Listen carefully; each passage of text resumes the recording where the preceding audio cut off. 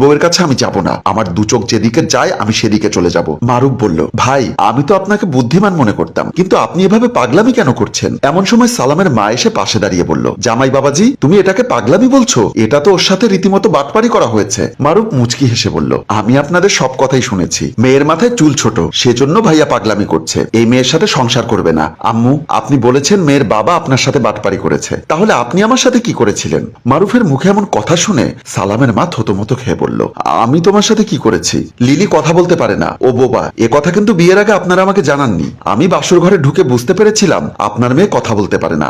আমি কিন্তু আপনার ছেলের মতো বাসর ঘর থেকে বের হয়ে চেঁচামেচি শুরু করিনি, এ বিষয়ে কোনো কথা আপনাদেরকে শুনাইনি। কি ভাইয়া, আমি কি আপনাকে কোনোদিন কোনো কথা বলেছি? তাহলে আপনি যে মেয়েটা কথা বলতে পারে, হাঁটাচলা করতে পারে, স্বাভাবিক সুস্থ একটা মেয়ে, তার মাথায় চুল নেই, সেজন্য আপনি তুলকালাম বাঁধিয়ে ফেলেছেন। এমন সময় বিজলি এসে পাশে দাঁড়িয়ে মোবাইলে রেশমির একটা ছবি দেখিয়ে বলল, এই হলো রেশমি।